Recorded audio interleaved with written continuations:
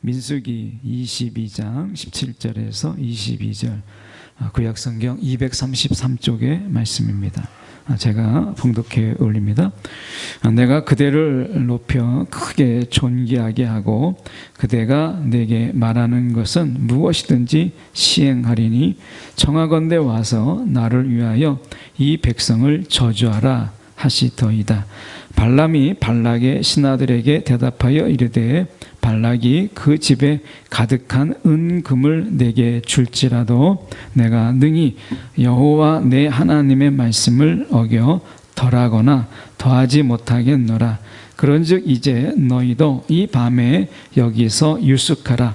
여호와께서 내게 무슨 말씀을 더하실는지 알아보리라.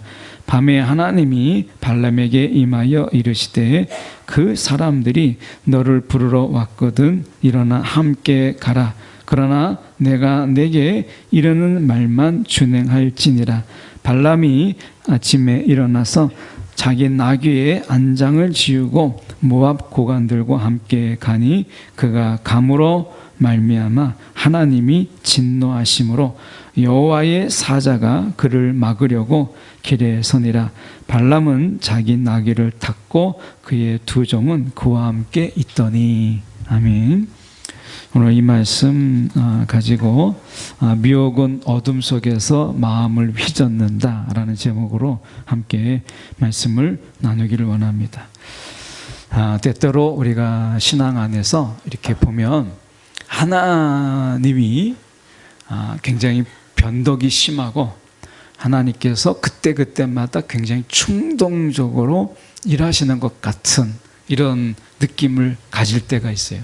그러니까 실제로 그렇진 않지만 하나님께서 우리에게도 그렇잖아요. 어떻게 하나님이 이렇게 정말 조삼모사도 아니고 하나님께서 이렇게 수시로 하나님의 마음이 바뀌는가라고 하는 거예요. 오늘 본문이 일종의 그런 배경을 가지고 있는데 오늘 배경을 잠깐 저희가 설명을 하는 게 좀 필요합니다. 이 배경을 이제 민수기가 약간 이렇게 역사서처럼 이렇게 되어 있다 보니까 약간 이 시간적인 흐름을 좀 아는 게 필요한데요. 당시에 이 지역에 강국이 하나 있었는데 그게 아모리 족속의 시온이라고 하는 이 아모리 족속의 왕이 이제 시온인데 이 시온이 굉장히 강한, 그래서 이 모압 땅도 좀 차지하고 모압의 당시 왕이 발락이라고 하는 사람인데 이 발락이 이 아모리의 왕 시온을 굉장히 두려워했어요. 그런데 이스라엘 백성들이 이 아모리 족속의 시온을 쳐서 크게 이겨요. 그리고 이 아모리에게 뺏겼던 모압 땅까지도 차지합니다. 그러니까 이 모압의 왕 그 발락이 너무나 두려운 거예요. 이제 아모리의 시온도 저렇게 차지했다면 이제 우리밖에 더 남겠나 이런 생각을 가지게 된 것입니다. 그래서 이제 할 수 있는 무기가 동원이 당시에 이 이스라엘 백성들의 수가 장정이 60만이라고 보거든요. 그러면 우리나라가 50만 조금 넘는 54만, 노원 인구가 54만이고 군대가 50만 좀 넘습니다. 그렇다면 우리나라의 군대보다도 조금 더 많은 이런 정도니까 굉장히 대군이죠. 그래서 이 모압의 사람이 특히 발락이 이제 난 죽었다 싶은 거예요. 그래서 그가 동원한 무기가 하나 있어요. 그게 뭐냐면 저주라고 하는 거예요. 우리가 생각할 때 저주가 무슨 무기냐 이렇게 생각되지만 아마 여러분이 지나가다가 누군가가 여러분에게 막 쌍욕을 하고 그리고 막 온갖 저주를 막 한다고 가정할 때 기분은 좀 상하더라도 그 저주 때문에 막 두려움에 사로잡히거나 야, 저주가 나에게 있으니까 이제 나는 이제 틀렸다 이렇게 생각하는 분들은 별로 없을 거예요. 그 전에 제가 이렇게 부목사로 있을 때 이 저주의 방언을 하는 그 사람이 기도해 주겠다고 막 하는데 그 저주의 내용들은 입에 담기 어려운 그런 저주의 내용들이거든요. 근데 그런 저주가 있다고 해서 우리가 막 두려워하거나 공포에 쌓이거나 그렇게 하진 않을 거예요. 기분은 좀 나쁠 수 있죠. 저주하니까. 욕도 사실은 넓은 의미에서 저주잖아요. 빌어먹을 놈. 그러니까 이거는 평생 자기 손으로 살지 못하고 남이 주는 것으로 먹고 사는 이런 자라가 되라는 거잖아요. 이게 얼마나 큰 저주예요. 그런데 그 저주가 우리 가운데 공포가 되진 않잖아요. 기분이 나쁜 거예요. 욕이죠. 육실할 놈 이런 것도 사실은 욕인데 사실 이것은 굉장히 무서운 욕이잖아요. 우리의 이 몸을 6가락으로 찢어서 죽일 놈이란 뜻인데 얼마나 무서운 겁니까? 그런데 이런 이야기를 들을 때 이게 저주가 아니라 그냥 욕이다 이렇게 듣잖아요. 그런데 당시의 고대 근동의 사람들은 달랐어요. 이 고대 근동에 있는 사람들은 어떻게 달랐냐면 이 저주가 실제적인 힘이 있다고 생각했어요. 특히 발람과 이 발락이 많이 헷갈리죠. 저도 헷갈려요. 모압 왕의 이름이 발락이고 여기에 나와 있는 발람이라고 하는 예언자가 있습니다. BC 700년 정도에 발견된 문헌이 하나가 있었는데 이 문헌에 보니까 여기에 발람이라는 자가 나옵니다. 이 발람이 어떤 자로 소개되냐면 메소포타미아 지역에 굉장히 유명한 좀 명성이 있는 예언자예요. 근데 이 발람은 여호와 하나님만 섬긴 게 아니라 메소포타미아 여러 신들을 섬긴 일종의 다신론자예요. 이 발람이라는 자가. 근데 이 발람이 얼마나 유명한지 그가 축복은 몰라도 저주하는 자는 그 저주로 인해서 죽었거나 망했어요. 그러니까 발람의 명성이 얼마나 컸는지 이 발락이 발람을 데리러 오려고 합니다. 근데 금방 데려올 수 있겠어요? 복체가 어마어마한 사람이에요. 이 발람이라는 사람이. 근데 이 모압 왕 발락이, 모압 왕이 내가 지금 죽게 생겼는데 복체가 문제겠어요? 그래서 어마어마한 복체를 주고 이 발람, 이 점술가죠. 어떻게 보면 점술가라고 할 수도 있고 예언자라고 할 수도 있고 여러 명으로 이름으로 나오는데 어쨌든 본업은 점술 치는 거예요. 근데 그가 이 발락이라는 모압의 왕이 엄청난 복체를 주고 데려오려고 하는데 문제가 뭐냐면 꿈쩍하지 않아요. 하나님이 너는 저주하지 말라 이렇게 말씀하셨거든요. 그러니까 이 발람이 아마도 기록은 없는데 여러 신들을 섬기는데 그 중에서 여호와 하나님을 알았던 자였어요. 그러니까 온전하게 하나님을 섬기는 자라는 의미는 아니에요. 그런데 하나님을 좀 두려워할 줄 아는, 하나님을 좀 아는 자였어요. 근데 그 하나님이, 여호와 하나님이 너는 저주하지 말라라고 말하니까 이 발람이 그렇게 많은 복체를 주었어도 안 따라갔어요. 근데 발락이 멈출 수가 없잖아요. 지금 내가 죽게 생겼는데. 그래서 또 하나 제시를 합니다. 어떤 제시를 하냐면 오늘 말씀이 그게 17절의 말씀이에요. 이번에는 어마어마한 제시를 했어요. 그냥 돈을 주는 정도가 아니라 내가, 이건 이제 모압 왕의 발락의 이야기입니다. 내가 그대를 높여서 크게 존귀하게 하고, 그러니까 어떻게 보면 최고 높은 자리에 주겠다는 거예요. 거기서 끝나는 게 아니라 그대가 내게 말하는 것은 무엇이든지 시행하겠다 이렇게 얘기한 거예요. 왕은 나지만 실질적으로 모든 실권을 내가 당신에게 주겠다 이렇게 이야기한 거예요. 그러니까 발람도 메소포타미아에서 꽤 유명한 그런 점술가 예언가지만 야망이라는 게 있잖아요. 야망. 내가 정말 이번 기회를 놓치지 말아야 되겠다 뭐 이런 생각이 들잖아요. 그런데 그는 이렇게 이야기했어요. 지금 18절의 말씀에 보면 발람이 발락의 신하들에게 대답하여 이르되 발락 모압 왕이 은금을 내게 많이 줄지라도 내가 능히 여호와 내 하나님의 말씀을 어겨 덜하거나 더하거나 못하겠노라 이렇게 얘기했어요. 그러니까 여기서 보면 정말 경건한 자고 하나님이 말씀하신 것을 그가 지키려고 했던 것을 보게 되잖아요. 여기까지는 우리가 발람이 흔들리지 않았어요. 그런데 정말 문제가 되는 것이 무엇이냐면 여기서 말씀에서 보면 흔들리지 않았던 그가 어디에서 마음에 흔들리느냐라고 하는 것을 우리가 볼 텐데요. 그게 19절입니다. 19절은 오늘 본문에서 굉장히 중요한 위치를 차지하는데요. 그런즉 이제 너희도 이 밤에 여기서 유숙하라. 여호와께서 내게 무슨 말씀을 더하실는지 알아보리라. 이렇게 말씀했어요. 그러니까 앞에서 18절에서 뭐라고 했어요? 하나님의 말씀을 덜하거나 더하지 못하겠노라 라고 이야기했잖아요. 이미 이야기를 했어요. 그런데 문제가 뭐냐면 19절에 여호와께서 내게 무슨 말씀을 더하실는지 알아보리라. 마음에 미혹의 문을 살짝 열어놓은 거예요. 그러면 그 밤에 기도해야 되잖아요. 발람이 기도해야 되는 거 아니에요? 왜냐하면 지금 내게 무슨 말씀을 더하실는지 알아보리라 라고 했다면 그가 기도해야죠. 그런데 성경에 보면 그 밤에 발람이 기도했다라는 말씀이 없어요. 이거는 기도하지 않았다는 거예요. 그럼 뭐 했다는 거예요? 고민했다는 거죠. 걱정했다는 거예요. 제가 책 하나를 이렇게 본 것 중에 그 책 중에 이 정신의학자가 쓴 책이에요. 근데 그분이 이런 이야기를 했어요.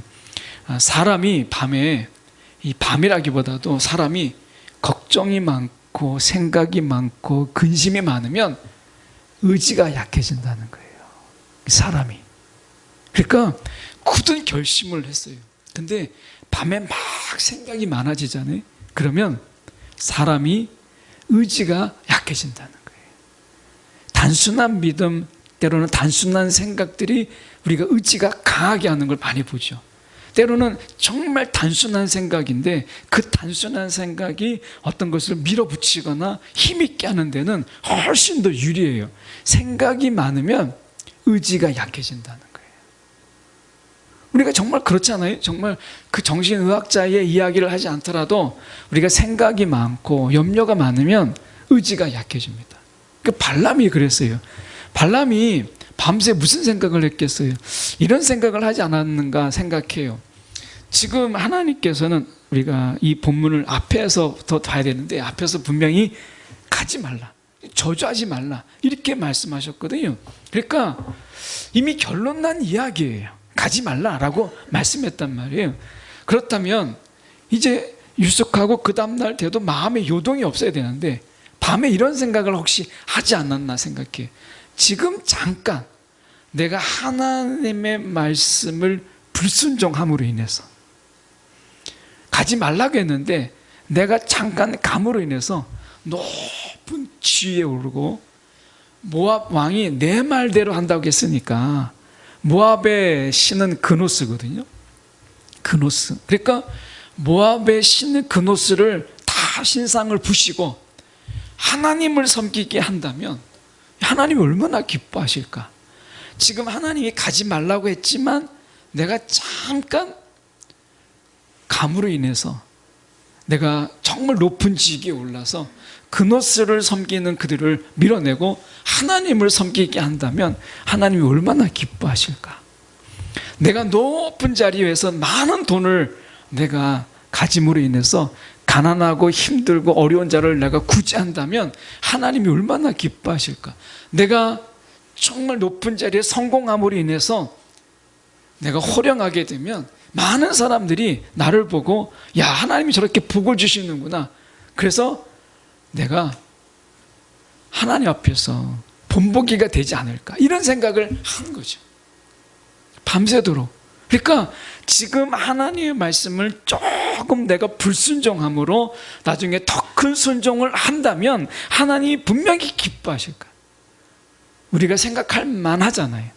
그러니까 우리가 잠깐 하나님 앞에 내가 불순종하고 내가 하나님 앞에 말씀을 어기지만 그러나 이것 때문에 더 큰 순종을 할 수 있다면 그러면 하나님이 그것을 기뻐하지 않으실까 라고 하는 생각을 발람이 하지 않았을까? 우리가 생각할 수 있는 거잖아요.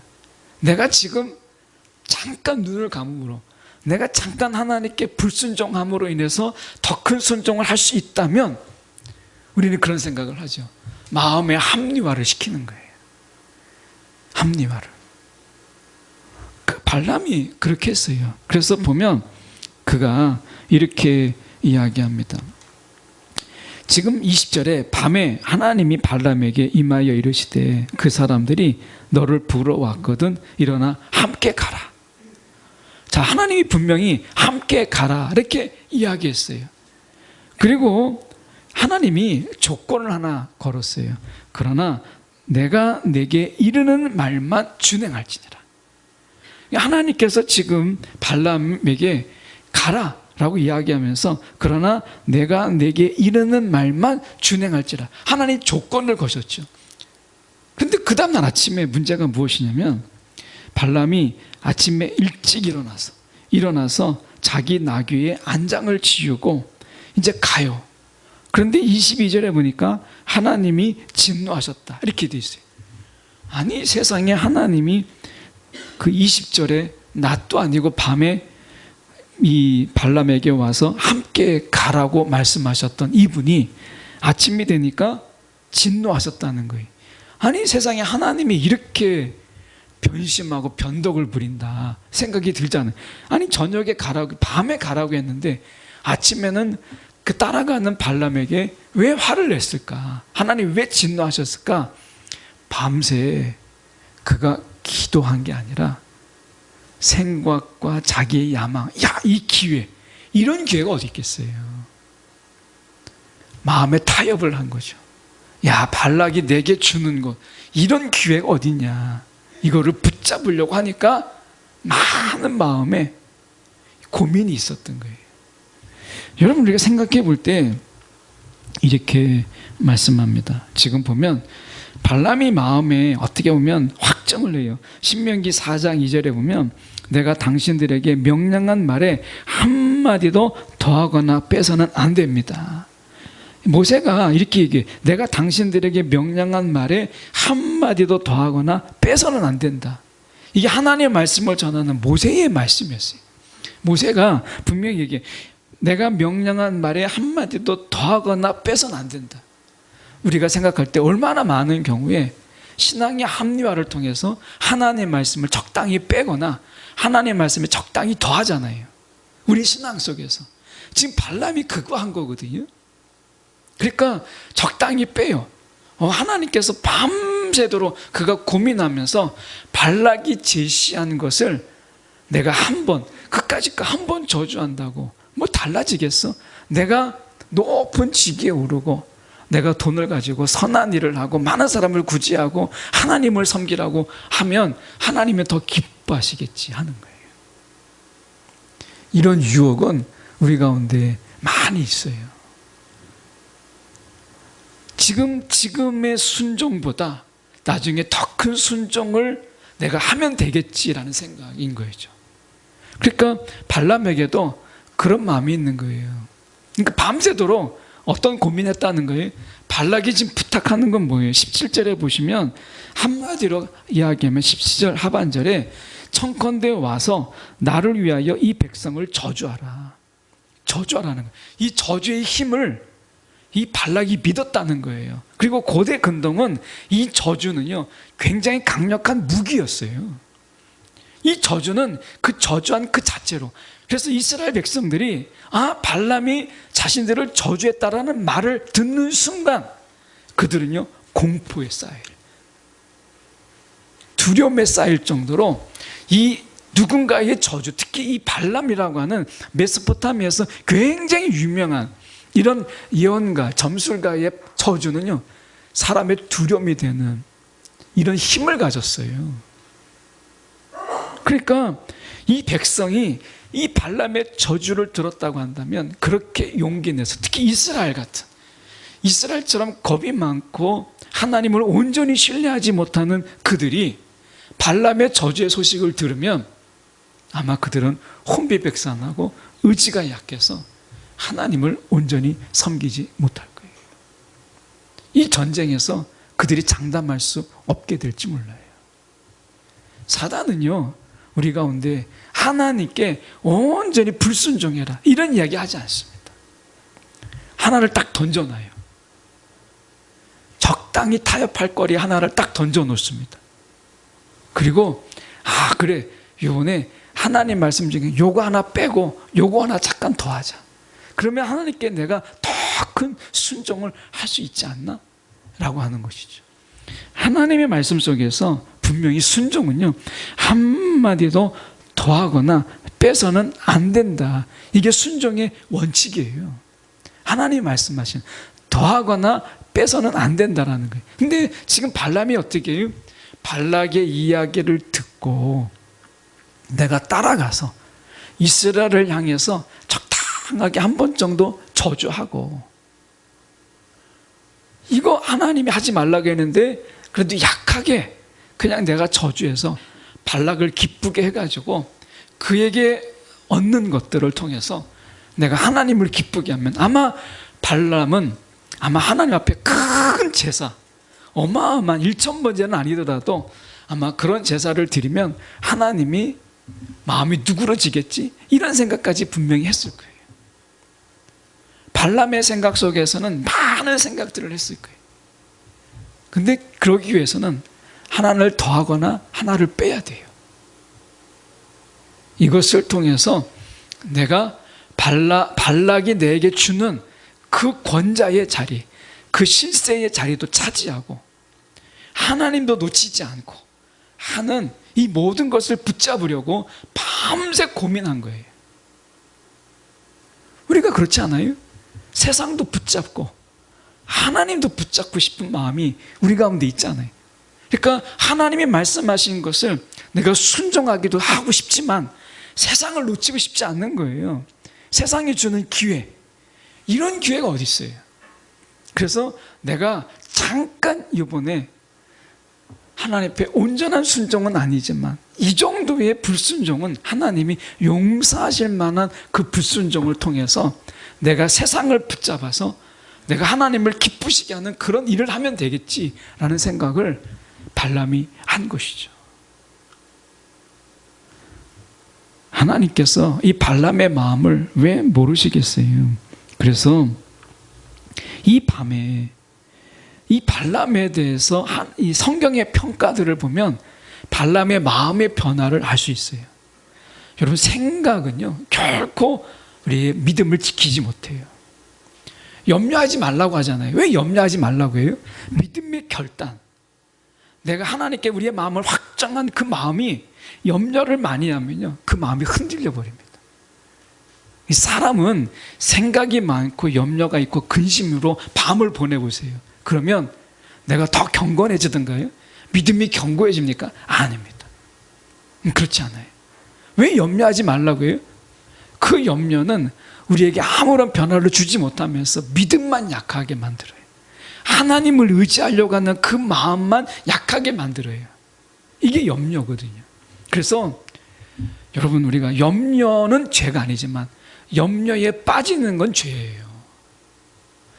오늘 그래서 베드로 사도가 뭐라고 이야기했냐면 베드로후서 2장 15절과 16절에 바른 길을 떠나 미혹되어 부올의 아들 발람의 길을 따르는도다. 이 발람의 길이 뭐라고 했냐면 미혹되어서 그 미혹을 따라가는 것, 이게 발람의 길이라고 생각했어요. 그러니까 이 밤에 지금 발람이 일으킨 게 뭐예요?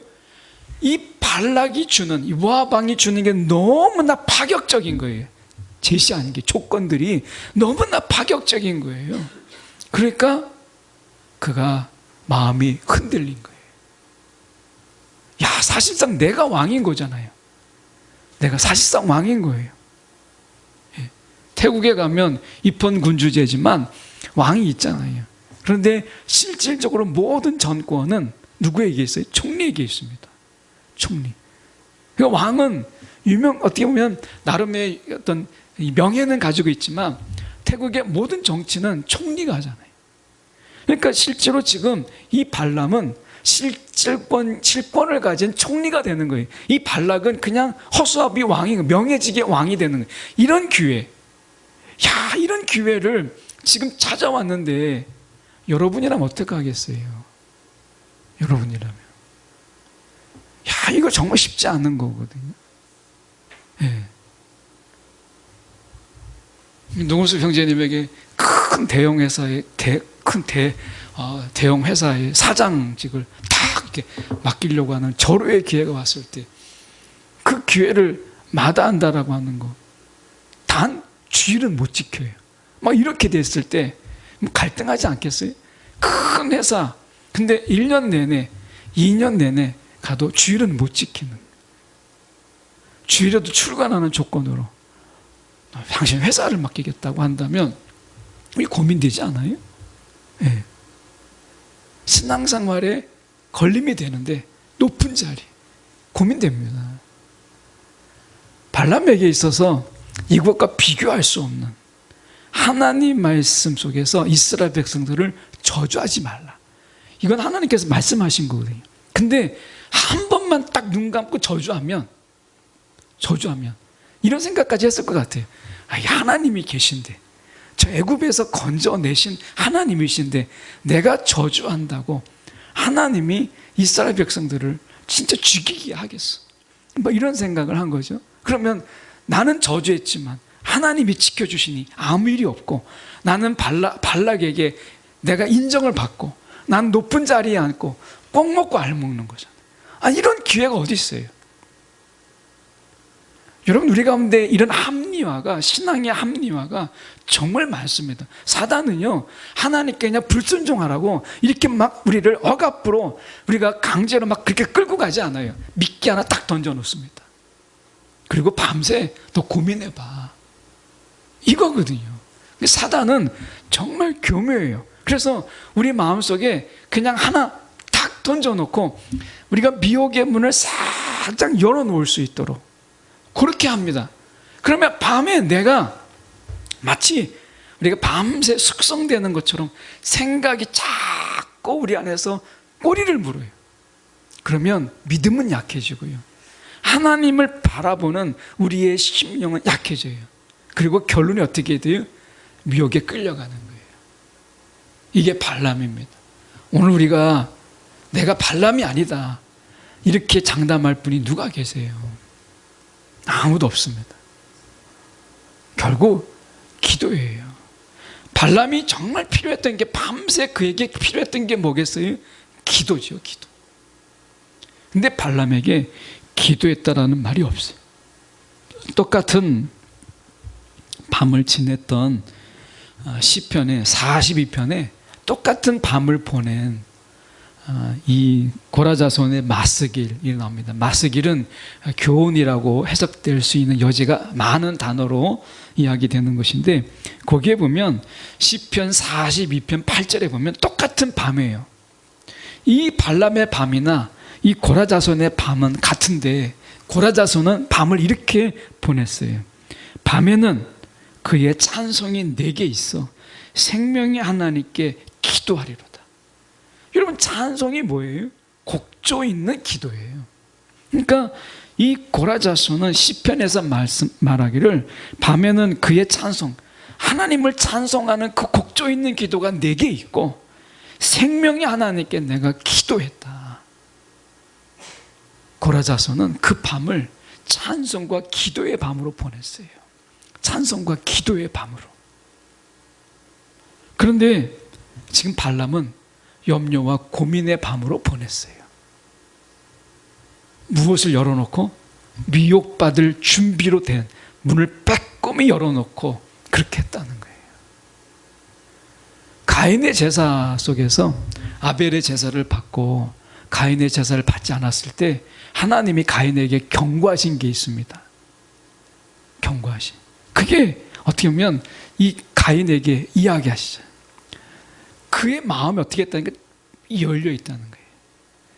여의 땅하고 준비되어 있다는 거예요. 미혹이, 아벨을 죽이려고 하는 그 미움이, 증오가, 그 죄의 문이 열려 있다는 거잖아요. 그러니까 지금 발람은 문을 열어놓고 생각을 계속 하는 거예요. 사단이 얼마나 밤새 충동질을 했겠어요. 아마 엄청난 합리화를 했을 거예요. 나의 성공이 하나님의 성공이다. 내가 높은 자리에서 내가 정책을 펴서 그노서는 오늘부터 다 문 닫고 이제 하나님을 믿어라 라고 막 교육을 시킨다든지, 내가 이런 교육도 하고 정말 창고를 열어서 정말 가난한 자들에게 막 나눠주고 하나님이 구자라겠으니까 이렇게 해야지, 이런 생각 하면서 정당화시키지 않았겠어요? 하나님 그냥 한 번만 내가 이스라엘을 저주하면 내가 그 다음엔 하나님께 정말 계속해서 순종하겠습니다. 근데 하나님이 원하시는 게 뭐냐면 나중에 순종이 아니라 지금의 순종이고, 하나님이 더하거나 빼는 순종이 아니라 합리화시킨 순종이 아니라 지금 말씀에 아멘 하는 순종을 원하신다는 데 문제가 있다는 거예요. 그러기 위해서는 기도 외에는 어느 장사도 어느 믿음이 있는 사람도요, 이런 상황 속에서 이 미혹을 이길 수 없어요. 생각으로, 염려로. 기도예요. 그래서 시편에도 말씀하시는 게 그거잖아요.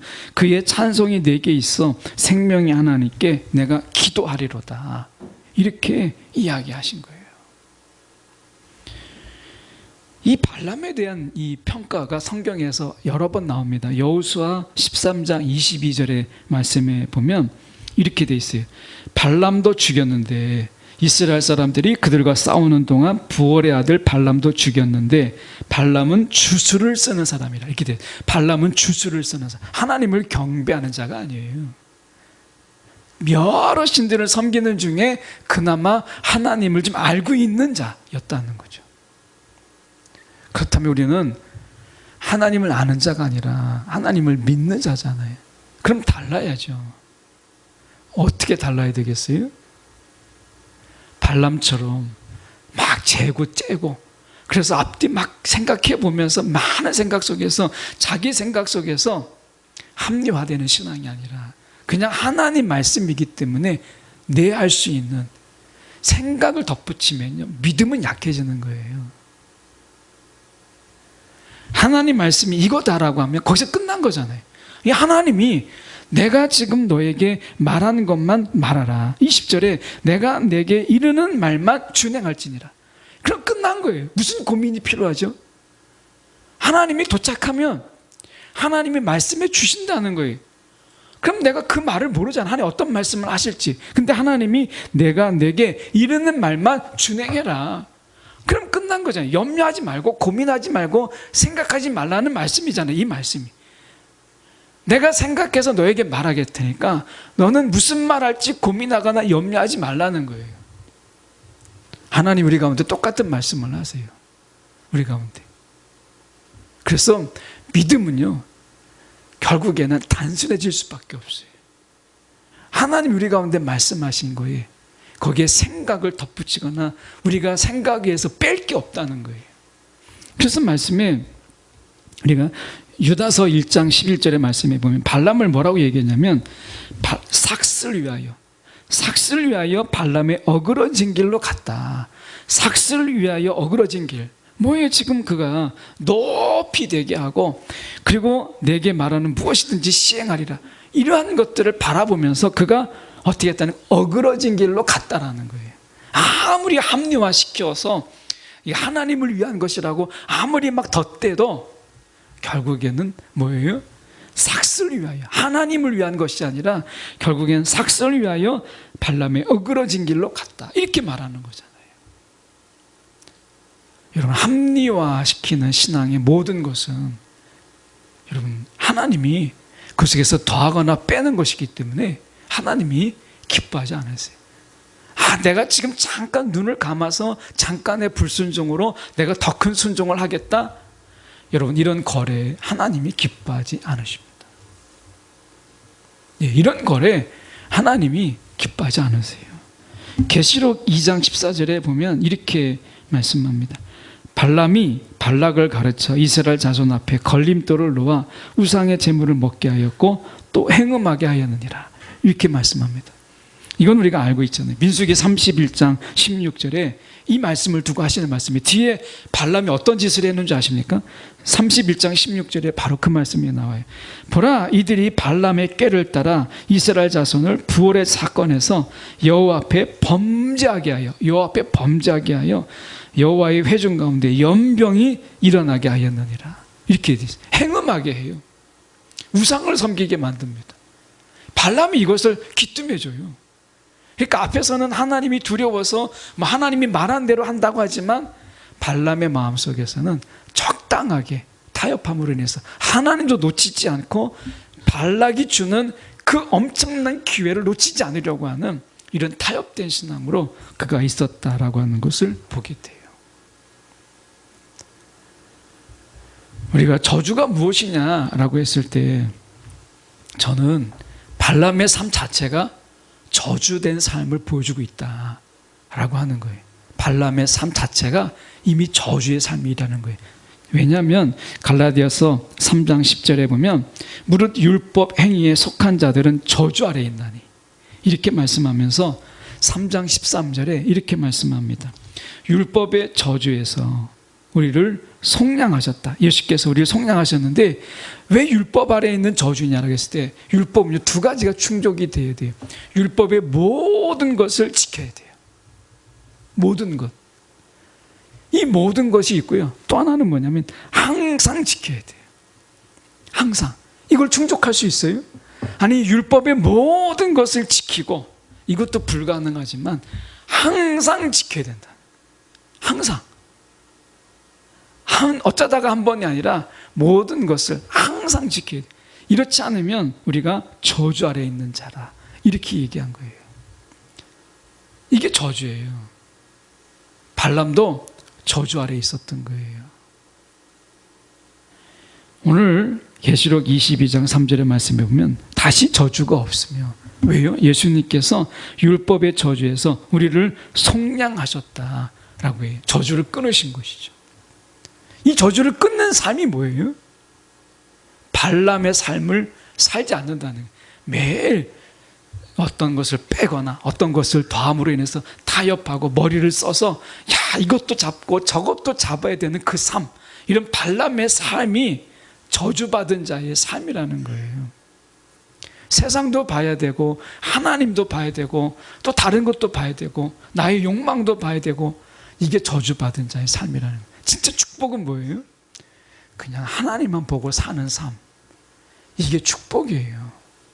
세상도 기웃거리고 하나님도 마음에 들어야 되고 세상도 마음에 들어야 되고, 그런 삶이 저주받은 자의 삶이라는 거예요. 합리화시키고 타협하고 뭔가 재고 밤새도록 염려하고 고민하는 그 삶. 여러분, 우리가 걱정한다고 세상이 바뀌겠어요? 그럼 얼마나 좋겠어요? 달라지지 않습니다. 정말 우리가 저주에서 건지셨다라는, 정말 저주에서 우리를 건짐을 받았다라고 하는 것은, 제목처럼 우리가 미혹은 밤 어둠 속에서 마음을 자꾸 휘저어요. 밤새도록 그냥 미혹에 의해서 내 밤이 막 휘어지는 거예요. 얼마나 괴로워요. 이게 저주받은 자의 삶이에요. 밤이 괴로워요. 어둠이 괴로워요. 많은 생각들과 많은 번뇌와 고민들이 막 나를 괴롭히는 거예요. 발람처럼 잠을 이루지 못하는, 여러분, 그 삶이 여러분 복이라고 말할 수 있겠어요? 그래서 하나님께서 우리가 저주 가운데 우리를 건져주셨는데, 그게 뭐예요? 그냥 하나님 말씀대로 사는 거예요. 거기에 더하거나 뺄 필요가 없어요. 이게 하나님의 삶이라는 거예요. 축복받은 자의 삶. 그래서 하나님은 저주를 축복으로 바꾸시는 삶입니다. 세상에서 우리가 욕 좀 먹고 세상에서 저주를 우리가 막, 저주 같은 욕이 많잖아요. 그런 거 들었다 할지라도 여러분 두려워하지 말 것은, 하나님은 여러분 저주를 축복으로 바꾸시는 하나님이세요. 그 하나님이 저와 여러분 가운데 함께 하세요. 저는 그런 생각을 해봐요. 누군가가 우리를 욕하고 손가락질하고 예수 믿는다고 우리 가운데 막 우리를 조롱하잖아요. 그러면 그게 축복이다. 왜요? 하나님이 저주를 축복으로 바꾸신 하나님이고 욕을 축복으로 바꾸시는, 하나님이 욕을 은혜로 바꾸시는 하나님이시잖아요. 우리가 여러분 세상에서 예수 때문에 욕먹고 예수 때문에 손가락질을 당하면 기뻐하세요. 야, 저게 축복이구나. 하나님 나를 축복하시려고 저러는구나. 하나님이 저주를 축복으로 바꾸시는 분이세요. 발람처럼 우리의 밤이 고민의 밤, 염려의 밤이 아니라 하나님이 우리 가운데 말씀하실 것을 믿고 거기에 더하거나 빼지 않기 때문에 너무나 평안한 밤이 되는, 하나님께서 그런 밤으로 우리를 부르셨잖아요. 찬송이 있고 기도가 있는 그런 밤. 하나님으로 인해서 우리가 찬송이 막 나오고 우리 가운데 기도가 나오는 이런 밤, 하나님께서 우리를 그렇게 부르셨다는 거예요. 여러분, 염려와 고민, 생각 이런 것들은요 우리 가운데 무익해요. 아니, 오히려 해로워요. 어떤 것은 하나님 말씀에서 자꾸 빼려고 하고 어떤 것은 자꾸 더하려고 하거든요. 사람은 자꾸 거기에서 뭔가를 자꾸 맞추려고 해요. 내 생각 속에서. 우리가 그런 거 많이 하잖아요.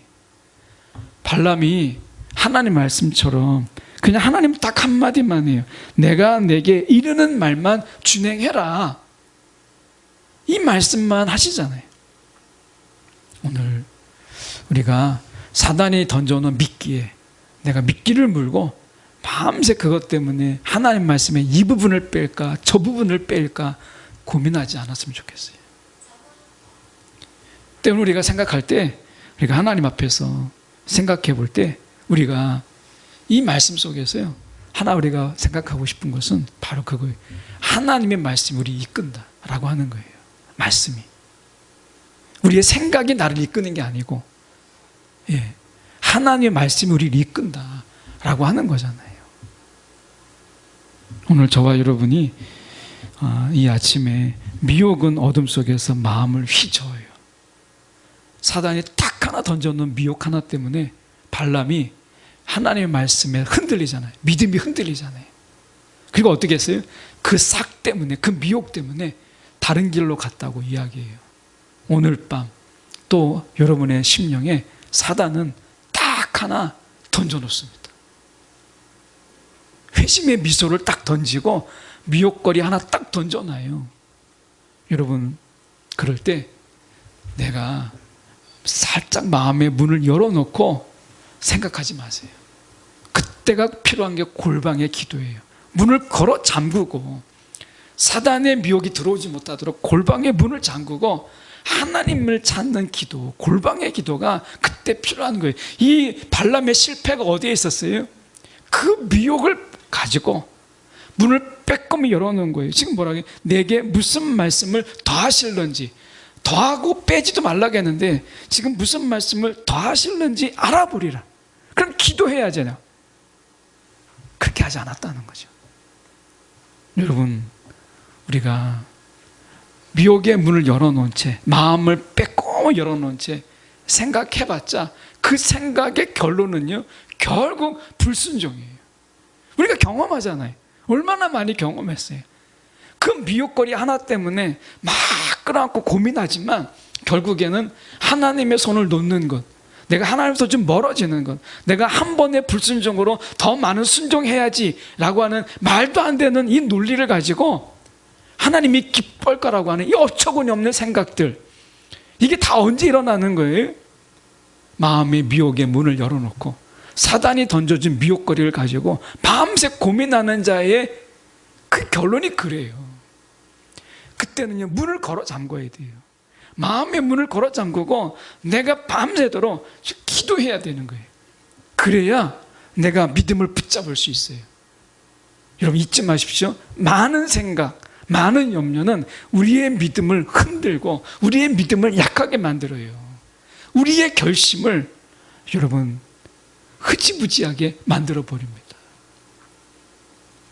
오늘 사단이 우리의 가운데 계속해서 미혹을 던지는 세상 속에 우리가 살아가고 있다는 것을 기억하면서 오늘 하나님이 어떻게 이기는가, 이 비결을 우리 가운데 알려주셨어요.